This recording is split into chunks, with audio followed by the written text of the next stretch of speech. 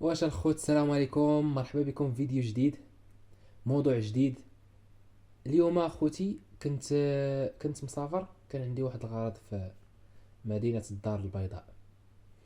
وهذا هو الموضوع على من بغيت ندوي اليوم، على هاد المدينة هادي. ما شاء الله.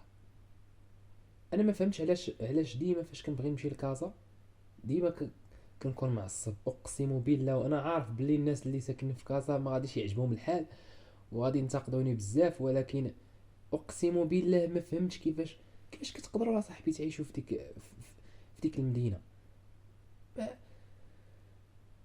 واش عرفتي هذيك المحطه راه مين ما كانش صاحبي. شنو هذاك الشيء صاحبي؟ راه مي شوف، راه ما غاديش حتى واحد ما غيفهم الهضره ديالي غير الناس اللي تحطوا في ديك المحطه واللي شافوا. راه لا حول ولا قوه الا بالله العلي العظيم. وصافي، هادشي مدابز مع هذا شي جار هذا. البوليس خلاص خدامين تما مساكين، عرفتي، خدامين ديال بصح. شنو اخر عاوتاني؟ فاش كتكون باغي تدخل المحطه، لا كتكون يلاه جاي في ديك الطريق، خويا غادي لهادي، خويا غادي لهادي. وراه هاد القضيه دي راه كاينه بصح في كاع المحطات، ولكن اخويا راه كازا راه بزاف. اشنو كندير انا فاش كنكون جاي لتما؟ غادي وخصك كنحاول ندير راسي حمق ولا سكران وكنتعوج باش ندخل وما يقول لي حتى شي واحد فين غادي يا خويا ولا هادي ولا هادي. اما باش انك تكون غادي نورمال، لا ما يخليوكش اخويا. عرفتي شحال من واحد يبقى يسول خويا فين غادي، خويا شنو هادي، خويا نازلك هادي، خويا.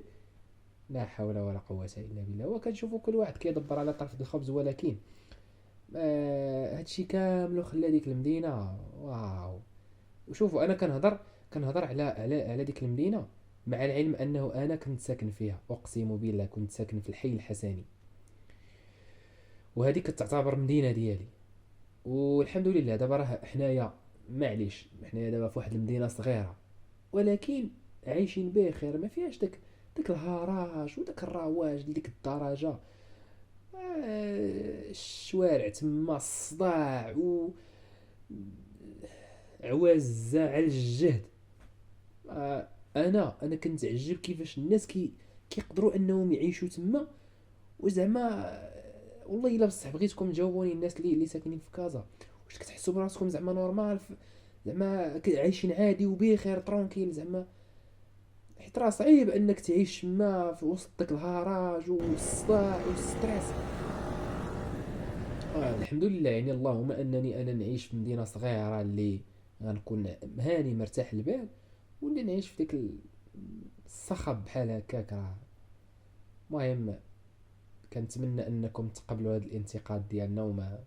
وكاين واحد الفئه غادي يجيو غادي يقولوك لا راه نتايا شفتي غير ديك البلاصه اللي خايبه في كازا. راه عرفنا بلي راه كازا راه كبيره وكاين فيها بلايص زوينين اللي غادي اللي كيستحقوا انك تشوفهم وهكا، ولكن هذيك البلاصه بالضبط اقسم بالله فين ما كنمشي ليها كنحاول ما نتعطلش وكنسالي الغرض ديالي، كنمشي نيشان كنزيد بحالي.